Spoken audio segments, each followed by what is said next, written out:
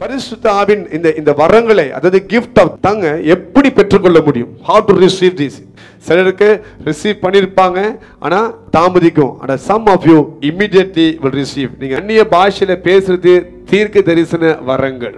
இந்த அந்நிய பாஷை வரங்களை நீங்க வாஞ்சிக்கணும், எதிர்பார்க்கணும், ஆசையோட காத்திருக்கணும் ஆண்டவர்கிட்ட. நீங்க கேட்காத ஒண்ணு எப்படி ஆண்டவர் கொடுப்பாரு? உங்களுக்கு அது மேல பசியில, அது மேல ஒரு ஆசை இல்லைன்னா எப்படி கொடுப்பாரு ஆண்டவர்? இந்த செய்தி ஏன் நீங்க ஆண்டவருக்கு கொடுத்தாருன்னா, that you will understand the importance of gift of tongues. இந்த செய்திக்கு அப்புறமும் உங்களுக்கு அந்த வாஞ்சை வரல, அந்த ஆசை வரலன்னா, then nobody can help you on that. எவ்வளவு காரியத்தை நீங்க go through பண்றீங்க, அதுல இருந்து வெளியே வருகிறதுக்கு ஒரு வழியை கத்து தருகிறார் இந்த gift of tongues மூலமா. If you don't have the hunger or thirst, you will not receive it. எனக்கு இந்த வரங்கள் வேண்டும், நானும் அந்நிய பாஷையில ஜெபிக்கணும்ன்ற அந்த வாஞ்சை இருந்துச்சுன்னா கர்த்தர் கொடுப்பார். Hallelujah. It means you must be a person who are always staying in the presence of God. கர்த்தரோட சமூகத்தில் இருக்கிறவன் கர்த்தரை வாஞ்சிக்கிறவனாக இருப்பான், கர்த்தரோட காரியத்தை ஆசைப்படுகிறவனாக இருப்பான். If you are a person who delights in the Lord, you will be the person who desires the things of God. கர்த்தருக்குள்ள இருந்துகிட்டு வேறொரு காரியத்தை நீங்க ஆசைப்பட மாட்டீங்க. ஓ ஆண்டவர் வந்து நான் எதிர்பார்த்த மாதிரி ஒரு மாப்பிளையை கொடுப்பாரு, எதிர்பார்த்த மாதிரி ஒரு பொண்ணை கொடுப்பாரு, எதிர்பார்த்த மாதிரி வீட்டை அமைப்பாரு. அது கிடையாது, அதை பத்தி இங்க எழுந்த கிடையாது. He is speaking about godly things. கர்த்தருடைய காரியம். இது உலக ஆசை, இது வேணும் அது வேணும், பூமியில இதெல்லாம் உலக ஆசை. உலக ஆசையை கொடுக்கிறதுக்கு ஆண்டவர் வரல.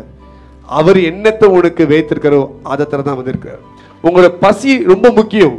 ஆவிக்குரிய காரியங்கள் மேல, வரங்கள் மேல நானும் தரிசனம் பார்க்கணும், நானும் அற்புத அடையாள ஊழியத்தில் ஈடுபட்டு ஆகணும், என் மூலமா நிறைய ஆத்துமாக்கள் ரட்சிக்கப்படணும், நிறைய குடும்பங்கள் கட்டப்படணும். இந்த வாஞ்சை, இந்த ஆசை உங்களுக்குள்ள இருந்துகிட்டே இருக்கணும். அதை பார்த்து தான் கர்த்தர் வரங்களை கொடுப்பார். When you don't have the desire for it, why should God give you these things? உனக்கு அது மேல வாஞ்சை ஆசை எதுக்கு கர்த்தர் கொடுக்க அவசியமே கிடையாது. அது மேல வாஞ்சை இருந்துச்சுன்னா கர்த்தர் கொடுப்பார். கொர்நேலியுன்ற ஒரு மனுஷன், அவன் கர்த்தருக்கு பயந்து நடக்கிற ஒரு மனுஷன், கர்த்தர் மேல பசி தாகம் உள்ளவன்.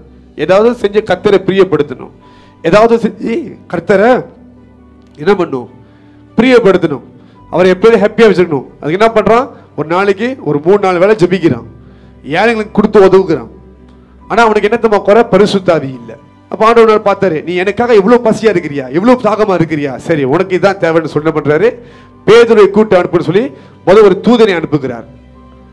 தூதன் பண்றான், போயிட்டு பேதுரு போய் கூட்டுறாங்க. பேதுரு வந்து இயேசுவை குறித்து பிரசங்கம் பண்ணும் பொழுது ஆண்டவருக்கு அவசரம். இவன் செய்தியை முடிச்சு நம்ம யாரும் எழுதி நின்று ஜெபிக்கலாம் அப்படி சொல்றதுக்கு முன்பாகவே ஆண்டவர் இறங்கிட்டு அப்படிதான் எழுதப்பட்டிருக்கு பைபிள்ல. அவன் பிரசங்கம் பண்ணி கொண்டு இருக்கிற வேளையிலே ஆவியானவர் இறங்கிட்டார். Can you see that? என்ன காரணம் தெரியுமா?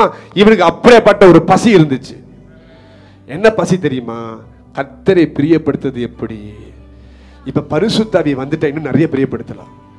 Because he is the spirit of God. He knows what God needs.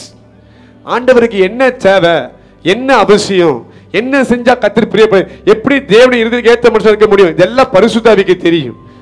ஆண்டவர் பார்த்து, இதான் உன் பசியா, என்னை பிரியப்படுத்த உன் பசியா, okay, receive the Holy Spirit. If there is no hunger, no thirst, you will not receive. சிலர் ரொம்ப நாள் ஜெபிச்சு காத்து இன்னமும் கிடைக்காம இருக்கலாம். இந்த டங்ஸ்ல பேசுறவங்க பார்த்து வெடிக்கிறது, ஓகே, பரிசுத்த ஆவி கிரியைகளை பார்த்து வெடிக்கிறது, இவனுக்கு மன்னிப்பு இல்லைன்னு ஆண்டு சொல்றார். If you are still stagnant in your spiritual life, you are unable to receive the gift of tongues, நீங்க இன்னும் பரிசுத்த ஆவியை பெறாம இருக்கிறீங்க, அப்படியே நிக்கிறீங்க, நவர முடியாம நிக்கிறீங்கன்னா, it means you have spoken, you might have spoken against the Holy Spirit. Hallelujah. பரிசுத்த ஆவிக்கு விரோதமாய் பேசாதீங்க. சில நேரத்தில் சில ஊழியர்கள் மூலமா சில காத்து ஆண்டவர் செய்வாரு. ஓ இது நான் இப்படி, நான் அப்படி, இதுவும் பரிசுத்த ஆவிக்கு விரோதமா பேசு. Because he is the one doing the things. பரிசுத்த ஆவி சொல்றதுன்னு ஊழியர்கள் செய்ய முடியும். So நம்ம பேசும்போது indirectly we are speaking against the Holy Spirit. இந்த மத்தேயு 12 ஏன் சொல்றது தெரியுமா? இயேசு பிசாசை ஓடிட்டார்.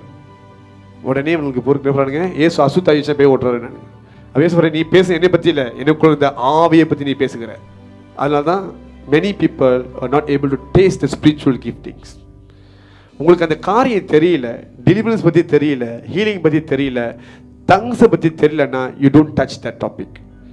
You don't talk about it. நான் என்னைக்குமே எந்த செய்தியுமே எனக்கு தெரியாம தெரிஞ்சு ருசிச்சு பார்த்து தான் பேசுவேன். ஹல்லேலூயா. If I want to pass a judgment over certain things, இது சரியில்லை, I must really understand that. தெரியாதுன்னா I leave it, because தேவையில்லாம கையை வச்சு சாபத்தை வாங்கிக்க கூடாது.